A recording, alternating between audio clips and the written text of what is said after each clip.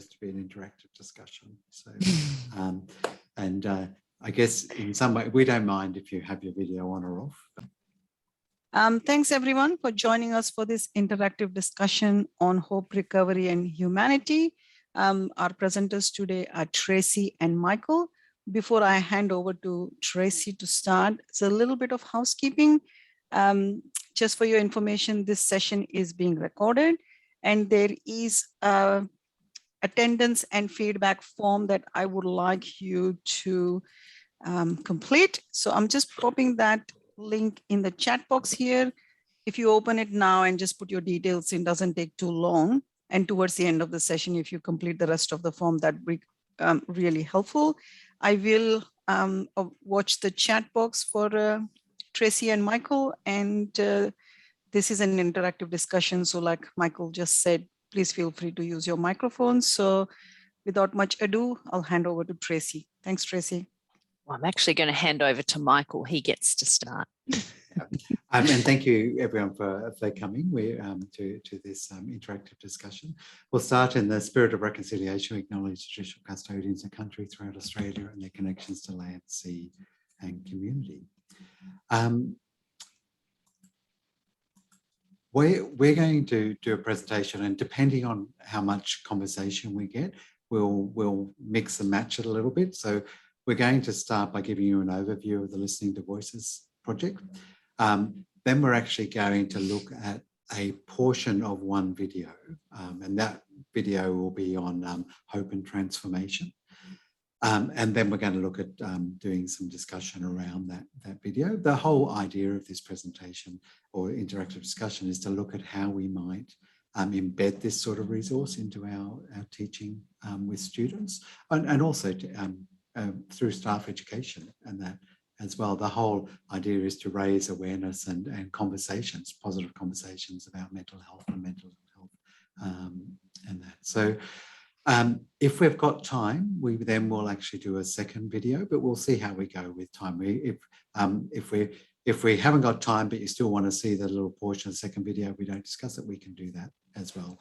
But what we want to do is share ideas about how you might embed this in your teaching. Or we don't have all the answers. We're actually really open to hear what people say about this, and then we'll bring it all together in the end. So hopefully you'll find it very interesting. Thanks, Michael. So some of you might have been to the presentation yesterday that Michael delivered, but just in case people weren't at that and or are not familiar with Listening to Voices, I do want to give you a little bit of background before we get into the films. And the films are the exciting bit, so we're keen to get there too.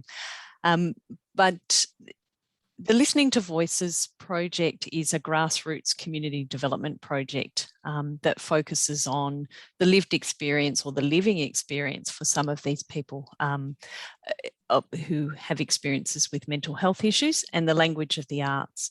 So often people with mental health challenges contend with the impact of stigma and misunderstanding, and are confronted every day by the lack of platforms where they have authentic agency. So the opportunity to really talk about their experiences and what that means for them.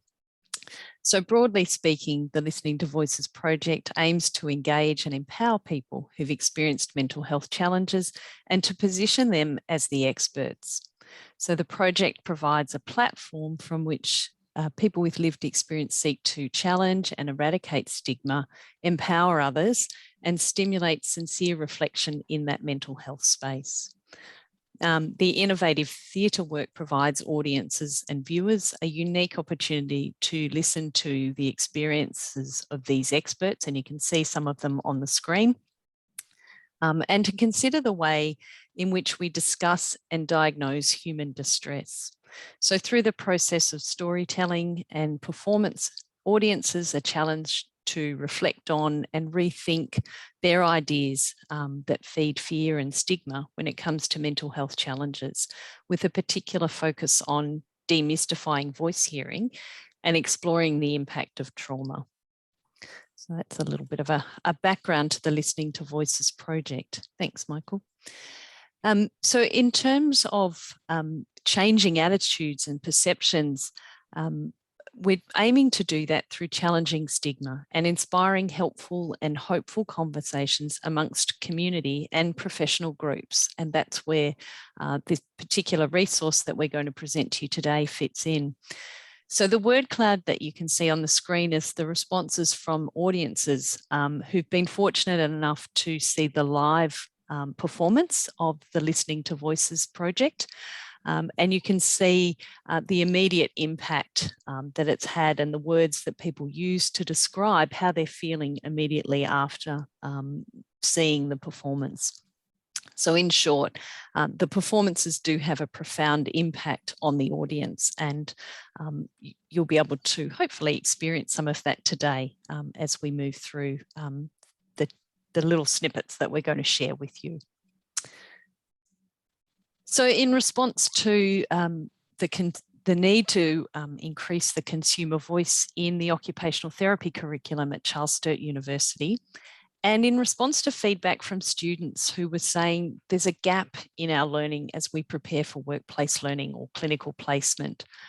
So the students were reporting to us about feeling very nervous about going into the mental health space or about responding to people in any place where they were going on placement who have mental health issues. So we started working with the Listening to Voices project team in 2019 to collaborate around what ended up being a very ambitious project to develop a learning resource. So the aim was to produce something that's engaging, professional and sustainable, that would facilitate deep and authentic learning, and that would encourage health and human service students to look beyond the diagnosis and to see the person first. And I have to say, when we started on this journey, we actually had no idea what we would end up with. So it was a very organic process, and one that ended up reaching much further than the occupational therapy course itself. And we can talk about that when we watch the films. But the co-production of the resource involved people with the experience of accessing mental health services as the devisers. They're the performers, they're the educators, and they are the experts of the material that's being used to educate others. So their stories and their voices are at the heart of the learning that happens. The development process included health workers, creative artists. We're very lucky to have a creative director. We had filmmakers, we have musicians involved, and academics. And it was grounded very much in a genuine person-centered approach to reducing stigma and increasing understanding, empathy, and capacity regarding mental health and mental ill health. In terms of the process, it was a long one, and certainly COVID had an impact, but it was a whole lot of fun. It was really hard work, but it involved extensive consultation. We filmed live theatre performances when we could do live theatre performances. We filmed interviews with the performers and with audience members, and we had some very intensive and at times heated team workshops to identify and agree on the common themes and issues that we would present in the learning resource. So the material that's in the resource is not something that, for example, I as an academic said, this is what we have to have. It's been a real team process of deciding, what needs to be in there, why is that in there, how can we supplement this work. And the success of the co-production process really was the result of a mutually agreed purpose, respectful collaboration, understanding of each person's role and expertise within the team, and a real willingness and trust in the creative process that, if we commit to this, we will end up with something really useful and quite beautiful. Thank you. So in developing the resource and through the process of storytelling and performance, the experts, and you'll meet two of them, Ben, Jane, Sarah, and Kelly, explore and very intentionally share content from their own lives. They tell us their stories as part of this learning resource to provide a voice for prevention, for hope, recovery, and to provide educational opportunities. It's very brave and it's very generous of these 4 people. So the co-produced learning resource includes 4 short films. The longest, I think, is around 20 minutes, but each film shares the stories and experiences of one of the experts and addresses the topics of background trauma. So each film has these 4 themes: background trauma, being in the mental health system, the stigma of a diagnosis, and the hope of living a fulfilled life. There is a complementary handbook that's been collaboratively compiled by the team that's there for educators to use. And interestingly, as we put that resource together, the handbook, we very much drew on not only, research evidence, but also evidence from the experts with lived and living experience and things that they found helpful. So there's a whole lot of different resources within that resource. The material offers users of the resource unique insights and aims to build people's understanding, empathy, compassion, and confidence in relation to mental health issues. Engaging with the resource provides an opportunity not only for education, but also to challenge ideas that feed the fear and stigma related to mental health experiences, and to hopefully contribute to issues of injustice and addressing those. Through engagement with the material, people have the opportunity to develop respect for the lived experience of mental health issues, understand the issues people face in navigating the mental health system from the perspective of 4 people, explore power structures and discrimination, and hopefully build capacity to advocate for a more just system. So we're wanting people who engage with the work to engage in critical dialogue around mental health and mental ill health. So we've got big hopes when it comes to this. Back to you, Michael. Okay, so before we show the first video, we do need to put a little warning that there is confronting personal experiences that are shared. So it may be a trigger warning for people, and the videos are made and have that warning at the front, but we just don't have the warning necessarily as part of this this excerpt that we've taken out. So please bear that in mind as you watch. We are going to ask you, we're going to do a Mentimeter discussion or thing to start off with. So we are going to ask you to download Menti or to register to menti.com, and we'll give you the codes and that. So hopefully you've got your phone or computer ready for after you see the video. We've just got 2 questions we want you to respond to. Okay, so just be warned, that's what we're going to do after this. So without further ado, we'll show the first video. So this is Jane. Oh, hang on a minute. Lucy, I don't think I shared my, I'll stop sharing and just go back in to share my sound. Yep. I have to do that, don't I? Yep. I thought I'd set that up beforehand, but I just don't think I did. So just bear with me. I can't do it in retrospect, can I? Yeah. Okay, just bear with me, everyone. I'm sorry about this. It's very hard to get good help. I know. Tell me about it. So, okay.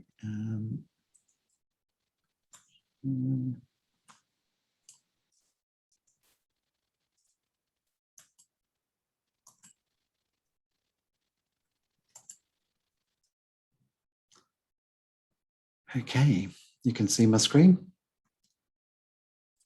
Yes, yes.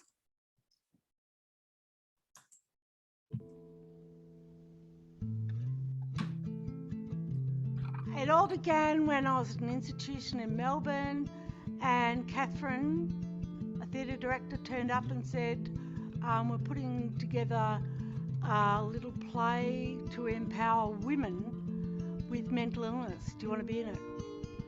And I thought, oh, that's a chance to go out and have a sickie. So I participated in that first play, and here I am now. But now we get on with the show, Listening to Voices. Holy shit! Look, I don't fuck it up. I hope you don't mind a bit of swearing. Also, can you please all turn off your mobile phones and don't forget to take your medication. Welcome! No! I asked my psychiatrist, when you write fuck into your phone, does it come up fuck? Because when I write it in, it comes up duck, duck, duck. My psychologist and my psychiatrist work with me and empower me, and that's why I stay with them. There's a difference. I've had enough arseholes that haven't. Yeah. Bruce is my psychiatrist. And these are Bruce's shoes. Thinking outside the square. The way that Bruce thinks outside the square. 25 years ago, put his shoes on stage because I wanted him to stand on stage with me. And here, 25 years later, he's lent me his shoes. First year that I saw Bruce, I sat behind the chair. Therapy can be fucking hard, but the work can really help. Being in this Listening to Voices group, listening to them and hearing about their stories, I've learnt so much about various aspects of mental illness that I didn't know anything about. We're a family, we're doing stuff that's important for us. In what way is this a hopeful practice, or in what way has it changed your lives? I'm alive. The play is really important to me, and there's a piece in the play where I take my jacket off and I show my scars. These scars, you know, I can now go out with short sleeves because these scars are a part of me. And the good thing about them, they're old. And even now, sometimes when I'm in Melbourne and I'm feeling self-injurious, I think to myself, Jane, if you cut your arm, you're not going to be able to do that piece on stage. So I don't cut my arm. Recently I was in a traumatic situation and instantly I had thoughts of self-harm and suicide. Then I told myself, Jane, tell yourself the story to the end. Okay, so I attempt suicide and it doesn't work. I end up in hospital, ICU, 1 or 2 weeks, and then I'll be sent to A psych ward. Okay, Jane, you're not going to attempt suicide right now, but I could self-harm. Jane, tell the story to the end. Self-harm isn't necessarily good. My role in this play, where I take my jacket off and show people my old scars, the pride I have doing that in front of this crew, this audience and my family. So I tell myself the story to the end, and I've come here today because I chose to.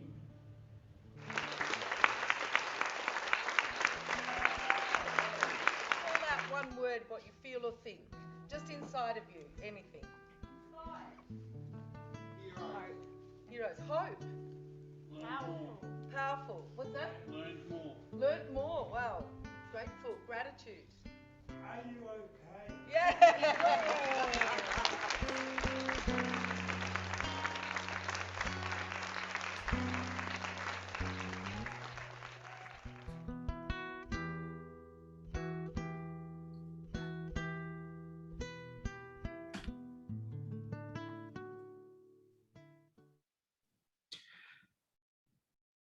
Okay. So now we're going to go on to the Mentimeter. So if you could do menti.com and put that code in, and we've got 2 questions for you to answer. We'll just do one at a time.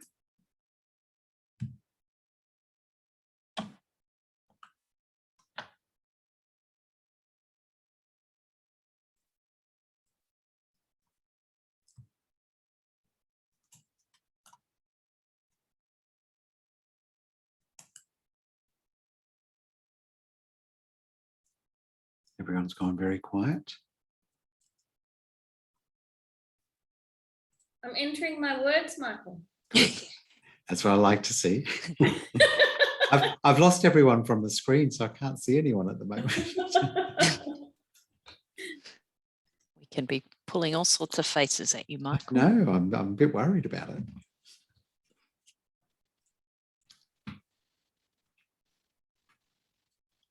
No one's pulling faces. I can report back. They're all deep in. Okay.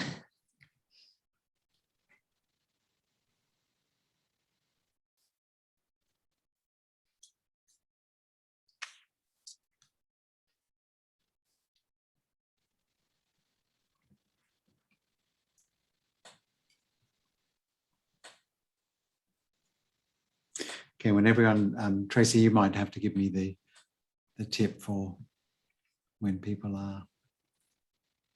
The people I can see are looking at the screen in anticipation, Michael. Okay. So I think you could move on. Let's go to the next one. So I'll close voting on that one. And then we'll go to the next question.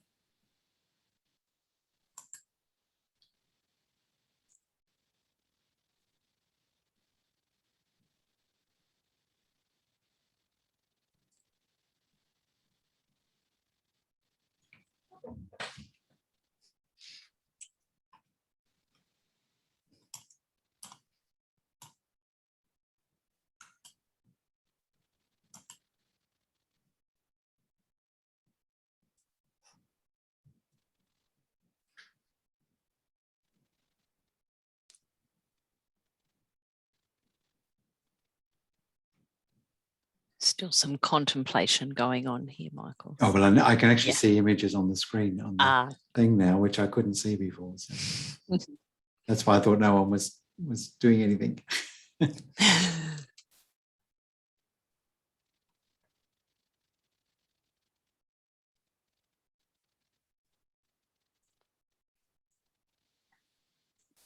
Oh, and we've got someone else coming in now. I'm quite curious as to how to get everyone's picture back. I don't know why you've all disappeared.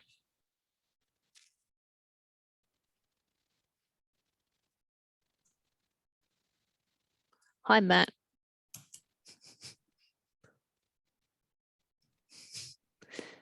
Just so you know what we're doing, we're not all just sitting in a silent room. They're just responding to a film they've just watched, which will be a bit tricky for you. So we'll catch you up as we go along. Okay, sorry, I went to call the first 50 minutes for another session. That's okay. That's okay. Okay, I'm sure everyone will surmise it for me.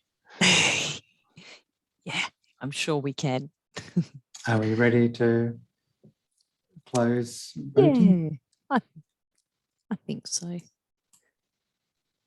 Okay. Yep. So Marika's everyone given can us. give them a thumbs up. Yep. Everyone can see what's can there.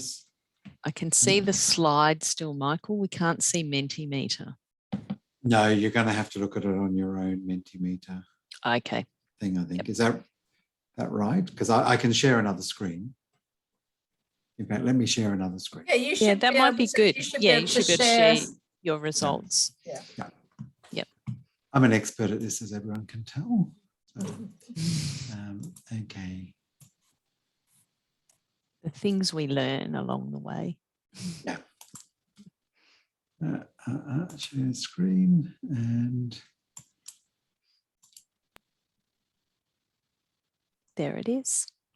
okay, so that was what are you thinking and feeling? And people have obviously what I guess now is an opportunity to talk about this in a little bit more detail about we purposely showed Jane's video because it's hopeful, but it's also quite confronting, I think, about the story that she's telling. So is there anything anyone would like to add to what they're thinking and feeling?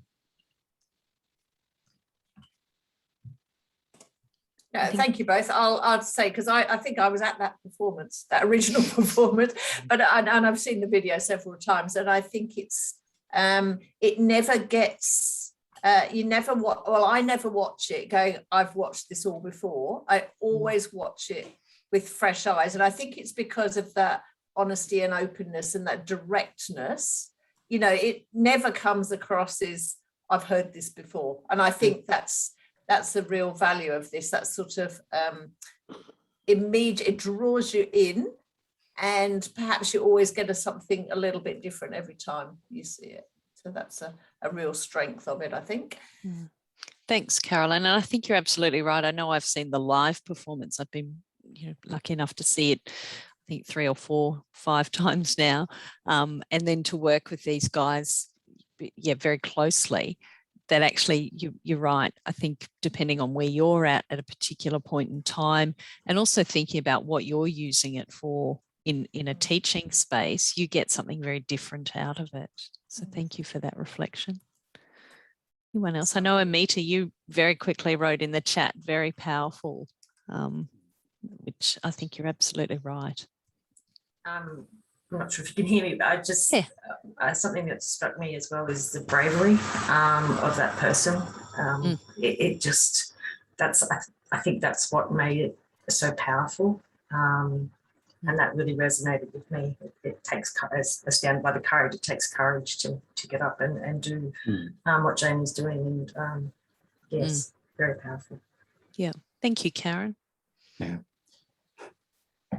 Any so, other?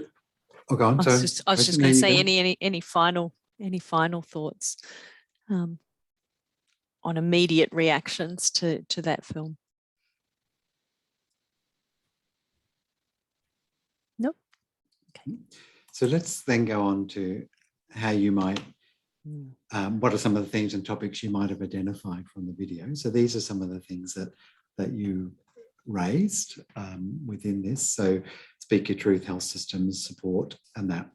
I guess what we're really interested now is an open discussion about how you might embed some, like if you were just to have that video footage, for example, how might you use that with students? How might you use this as a resource to teach an aspect of mental health or the services or whatever? You can go in any direction that you want. You've got some really good words to start there.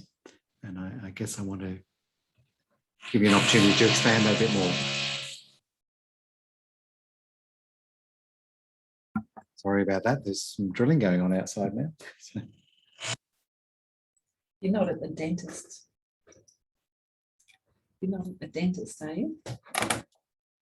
No, we're not. The question, I'm not in the health fields, but so many ways I think that you could use it if you had this resource, that you were able to use it, and many that are there, but the communication, I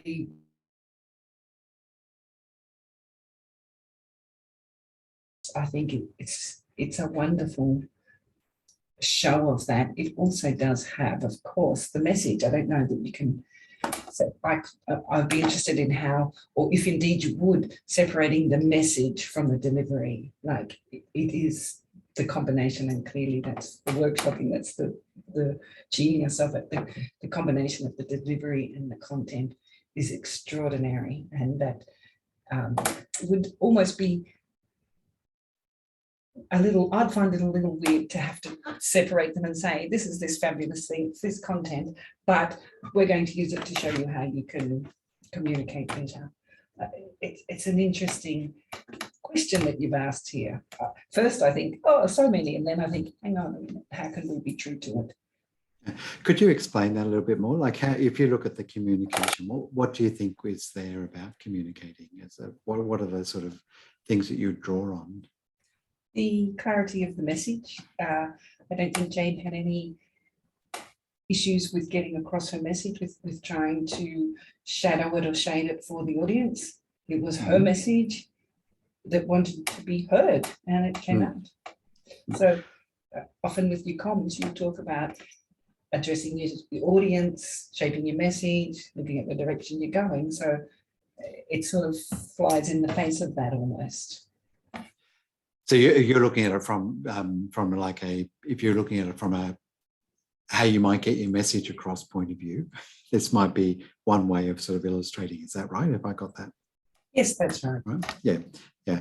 As well as then the other side you were talking about is the story, the message, the actual what she's actually saying. There's a positive outcome. Is that different? I think it's different. I think what she's actually saying is so much more than an example of good communication, and to take that away feels a little strange for me at this early, first few minutes. Yeah. Anyone else?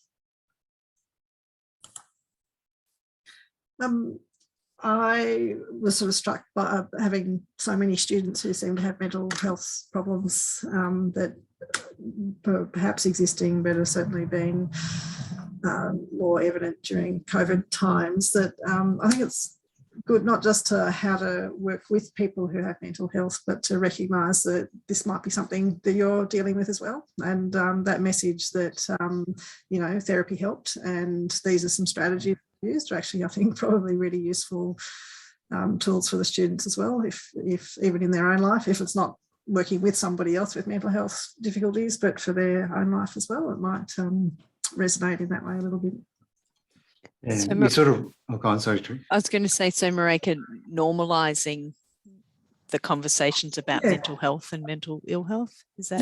Yeah. And I actually think there were some really practical suggestions, such a small little thing, but let's talk it through to the end. I often say to parents, well, is the sky going to fall down? Tell me what's going to happen if this thing happens, or, you're here, let's talk that through, which is a little bit what she was saying. Let's talk this story through to the end. And I thought it's really practical, something that I could be doing with students when I'm having, when things are going off a bit off the rails for them, one way or another.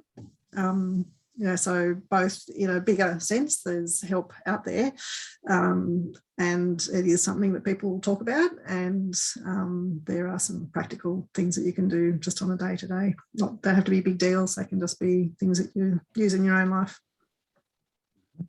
Thanks, Marika. Any other thoughts about how you might use it? I'll jump in, because I put addressing stereotype, and I previously, when I'd watched it, I hadn't really focused on that, but listening to other conversations in CSU EdX and that whole thing about scaffolding learning, it could be a really potent trigger for the issue of stereotype. And you might just be looking for that trigger, and it might not necessarily be the mental health space or mental illness, but that the starting the conversation about stereotype and getting students to reflect on that would be a really powerful way. And then you could perhaps then scaffold that through the subject or assessment or whatever it was you were wanting to do. But I think, again, I've always looked at it from a mental well-being or mental illness framework. So it was quite interesting today to go, that's slightly sort of taking a lateral perspective on it as well would be useful. Yeah.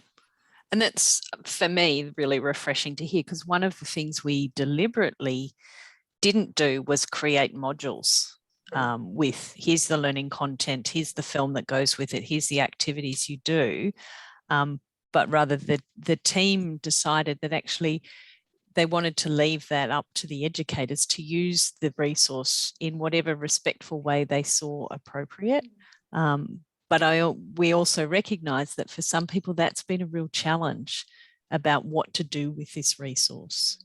Tracy, that was going to be my question actually for you guys, because I think this has many applications outside of health, obviously. I mean, it's a natural fit in our health disciplines, and you often have people with a lot of training, in psychology and in, mental health, teaching into these disciplines. And so it's kind of natural.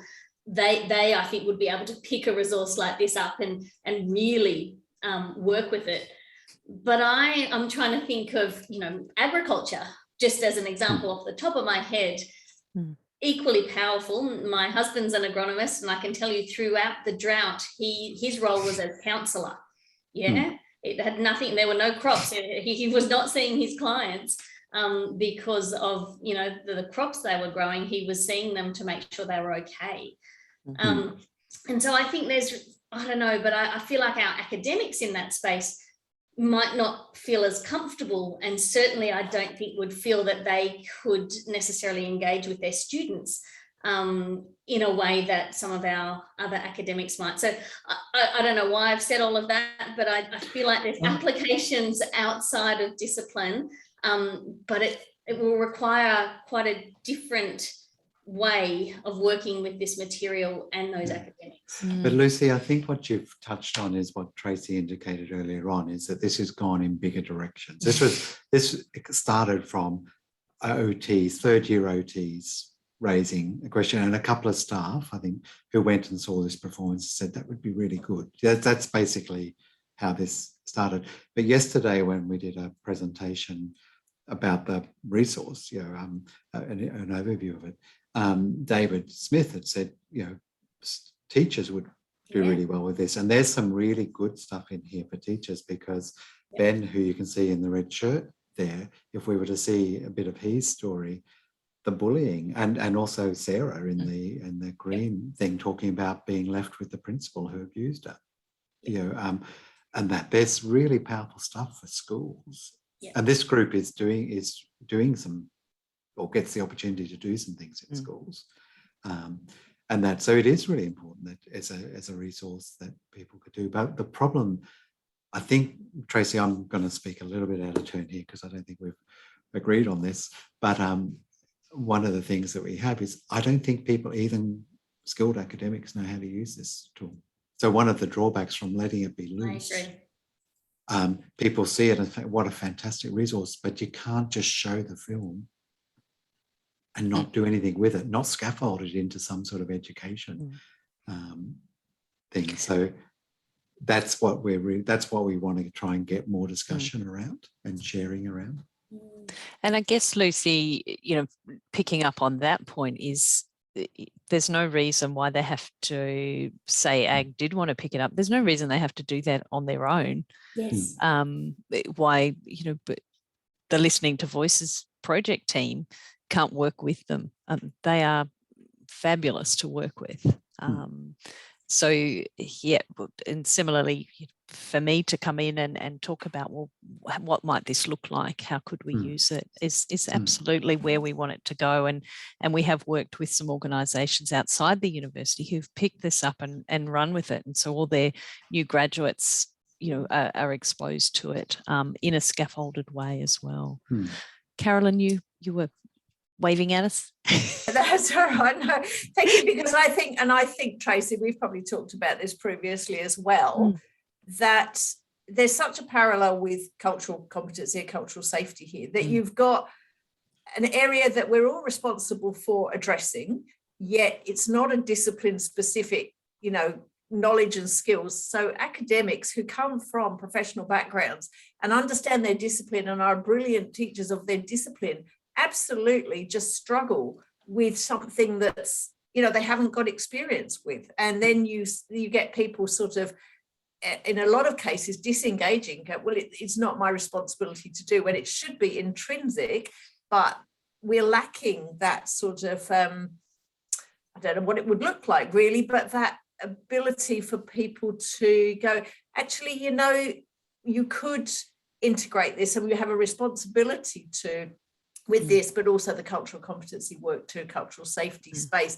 have a responsibility to do that. It's just the insecurity of academics, because it doesn't fit, you know, it doesn't necessarily fit in their discipline, and they feel maybe fraudulent or, you know, ill-equipped to do this. So you're right, there is a gap there, isn't there? And I haven't got an answer. I haven't got an answer, but yeah, I think you're right, Carolyn. It's that what if I say the wrong thing? What if I trigger somebody? What if all of those, the same, I think, similar conversations I know I have with myself around the cultural space. What if I say the wrong thing? What if I, but I guess, you know, again, working with this team, it's like, gosh, just get the message out there. Yeah, that's right. And that's what, you know, in terms of that First Nation space, like, do something. It's Yeah. you know, Yeah. you need to start to. I think part of it too, though, is that you might use a resource like this, and that might be okay. But as you said, Tracy, if you were to trigger somebody, having that time and the skill set to know, what do I do outside of time that I've been working with these students? What is there to follow up and support it? Part of the fear that I might be quite comfortable to go here in a session that their students are then perhaps moving to the next class that I've got nothing to do with, and how do we support their engagement with this, for better or worse. And Marika, I think that it is a really serious consideration when we do this, because as you had mentioned, a lot of our students do have some mental ill health, be it mild depression or something more severe, and we do worry about the triggering. But one of the things that doesn't help is actually not addressing it, not acknowledging that we can talk about it, and not actually putting it out there that these are real. That's what these 4 people are saying, is that this is real. This is my life. You don't also want to contain it to say, okay, I can talk about it now because I'm making it, but that's it. When the hour's up, we're done, and not a problem anymore. So that's sort of, I guess, part of my concern. We also have to trust a little bit that we don't have to be the solver of the student issue. There are resources and supports within the university and external to the university that students can be referred to, but it may be that they can see it as a safe space. It's like going back to the cultural safe, being a safe space where you can talk about or discuss those things to try and get it right. I'm really interested in where we go to with this. Like, we could show you the next video if you want, but one of the discussions we really wanted is okay, the conversation we're having is really good, but ultimately, if you were to put this into a subject, now, if you saw in your, Caroline, you've got a mental health component in one of your podiatry subjects, for example. OT has mental health throughout its curriculum. When you're talking about communication, I'm sure that communication, you have to talk about communication with multiple different people and diverse range of people. So there's so many things that you can do here. I guess I'm quite interested to hear, what would you do? How would you introduce this? Deborah's got a suggestion here around including in the foundations of teaching and learning in the grad certificate. That might be a way of exposing people. It'd be good to actually have a little slot in there. That would be a really, really good. This is a fortuitous connection, Tracy, between you and Deborah, because Deborah, we were talking about you last week. And here you are. Yes, here you are. So absolutely. We've made a connection, so that was good. Yes. But Deborah, I think, because I can see that one of the things that people have to do is to actually look at how you deal with mental health, and not mental health as an educator, but also then how do we address it within our curricula and stuff like that. So it's actually quite a good, could be a good project for people to be involved in the EL. Yes, and of course I'd run it by Denise and Greg, but they'll be fabulous. But each of the, because it's multidisciplinary, people will share. There are some people, as you mentioned, Caroline, earlier, that will just be able to grab it and run with it, and there'll be others who are like, can we have a bit of help with it? I think it'd be fabulous, and yes, if we connect, that would be wonderful, because even coming in as a guest, to share at a session for us would be fantastic. I think.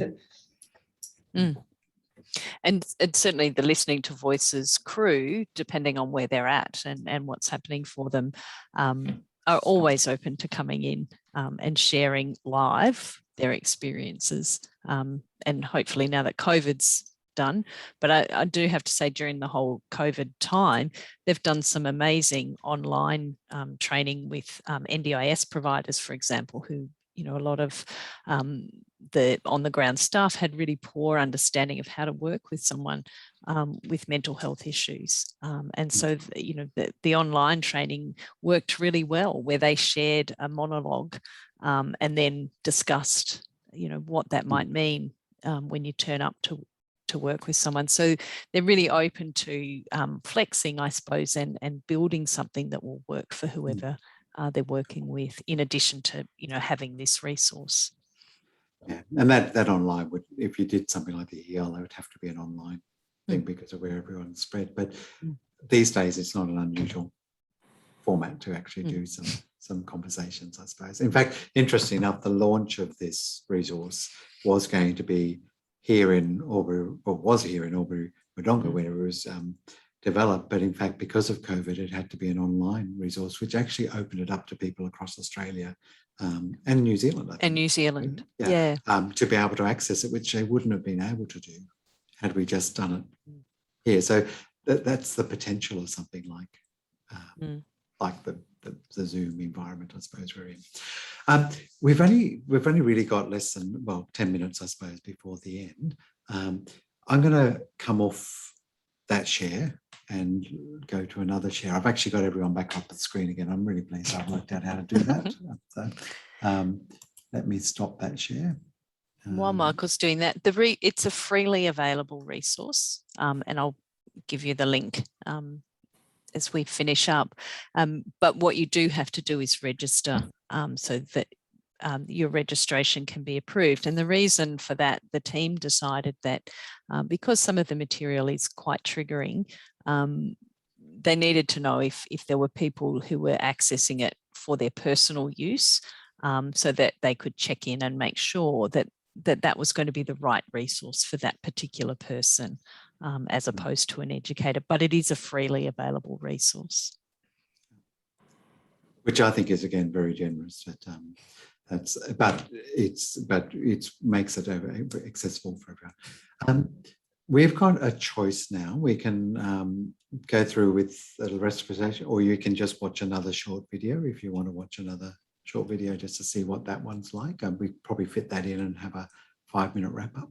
What would people prefer to do? Is there a thumbs up for the video, or you want us to continue? Thumbs up. Okay. Watch Ben. Yeah, watch Ben's. Yeah, very interesting. Okay, so we'll show Ben, and then but think about the same things. What were the things that hit you? We won't put the Mentimeter up this time, but what are the things that hit you, and how might you use this? Okay.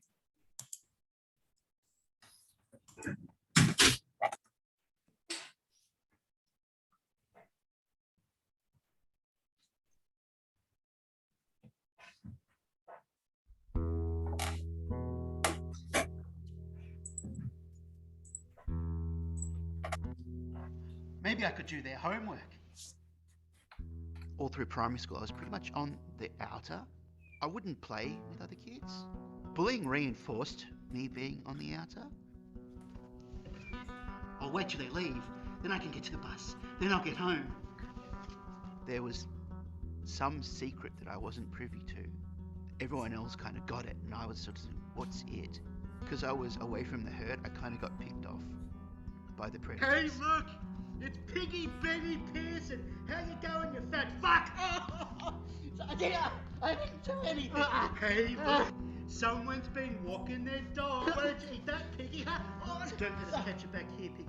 Get the fuck out of here. I never told anyone because I felt that that they were my demons. It was my challenge.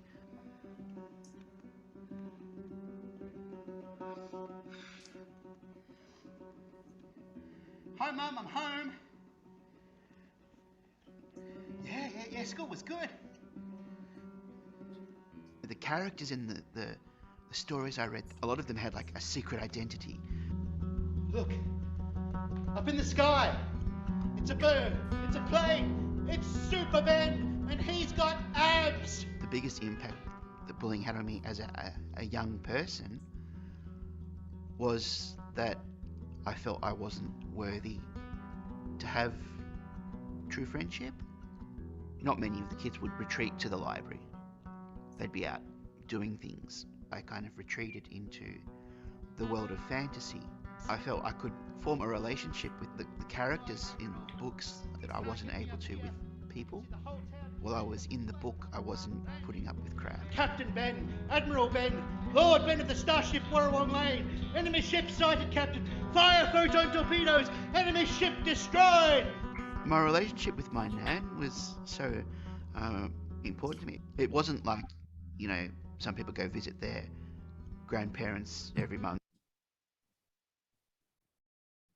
Oh, what happened? You stopped it, Michael. No, I didn't. I didn't do a thing.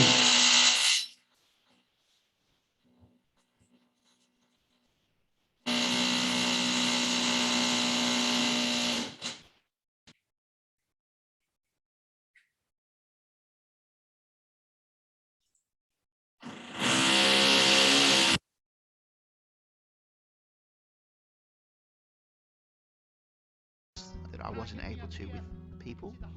While I was in the book, I wasn't putting up with crap. Captain Ben, Admiral Ben, Lord Ben of the starship Warrawong Lane. Enemy ship sighted, Captain. Fire photon torpedoes. Enemy ship destroyed. My relationship with my nan was so important to me. It wasn't like, you know, some people go visit their grandparents every month, have a cup of tea or something. We spent a lot of time just shooting the breeze. Oh, hello, Ben the Bow. Come on in. How are you? How's school going? Oh, you love your writing, don't you? I always tell the ladies at the senior sits how you won that prize. $20. I spent a lot of time with Nan. We were very similar, and we'd like to talk about what we'd been reading and music and make fun of politicians, and we just got one another a real sense of like one of the truest connections. Hello, Ben Pearson. Your son, her grandson? Right. I'll be home as soon as I can.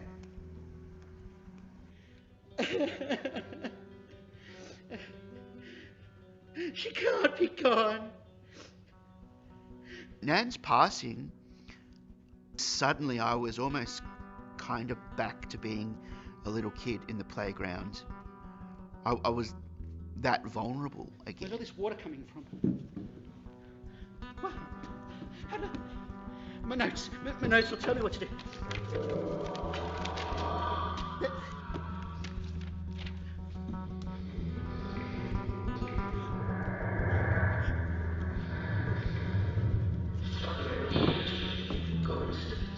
Hearing the voice was terrifying.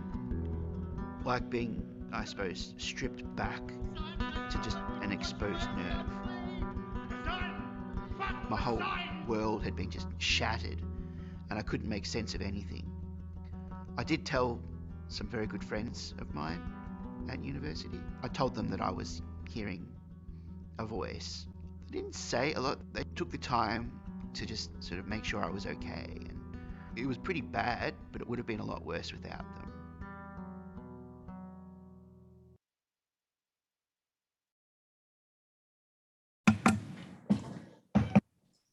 I find Ben's story very powerful.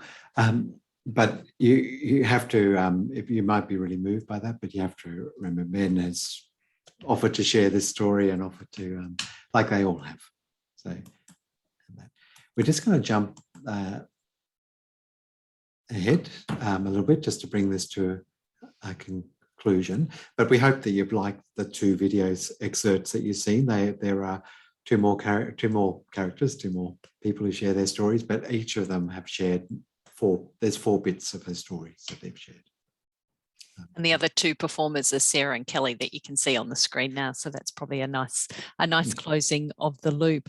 But our hope really is that through the use of this resource, we'll contribute to the development of professionals, not just health professionals, but all professionals who are collaborative, who are strengths-based and person-centered, and who have the capacity and the willingness, I guess, to engage in these conversations about mental health and mental health issues. because they're really important conversations for us to have. And as you heard Ben talking about, being a university student and having those experiences, that it cuts across the whole community in terms of who it's affecting. So it is really important that we have these conversations. And we really do think that the importance and the power of this resource lies in the collaborative and respectful development, the authenticity of it. They're real stories, they're real people. And for those of you who live in Albury-Wodonga, you might see these people walking down the street. It's focus on person-centered practice. And most importantly, it's focus on lived and living experience. They're real experiences. And for these 4 people, they continue to have these experiences. And I will put in the chat a link to the resource to make it easy for people, but it's also on the screen, and I'm really happy to chat with people that want to talk more about it and about how they might embrace it and embed it in subjects and curriculum. So thank you, everybody. And look at that, we've got 1 minute to spare. Amita, how did we go? Perfect. That was too good. I didn't have to remind you at all. So we were scared, Anita. We were scared. They're just so slick, the parents. Absolutely. No, absolutely. No, thanks a lot. It was a really interesting presentation, quite thought-provoking, and actually I'm feeling quite triggered as well. I'm going to have a look at it in detail, and I'm going to talk to the academics that I work with and promote it for sure. And from the chat, comments that people have posted and about also the discussion, you can see that everybody really got moved by this presentation, and I'm sure people will be taking it up. So thanks a lot for please do contact, please make contact. Definitely. It'd be really good to get this more embedded in curriculum. Absolutely. But also, Deborah, in the EL subject, that would be pretty impressive to get all the new staff involved. That'd be wonderful. It'd be wonderful. Yeah. Right. I'll run it by. I'll contact Tracy and you, Michael, if we'll work together. Let's do it. Thank you. And please, for people who might be feeling a little bit triggered, follow up with support services or support people, but make sure you look after yourselves. And don't forget to fill in Amita's form that she's feedback form. I've just put it in there, and thanks everybody for your attendance. As you know, this is the last session for today, and so we'll look forward to seeing you tomorrow, and hope you gain more out of the rest of the conference as well. So don't forget to complete the feedback sheet, and so that we can learn a bit from this experience and improve the conference next year. So once again, thank you everyone, and have a lovely rest of the day. Thank you. Thanks, guys. Thank you. See ya. Bye.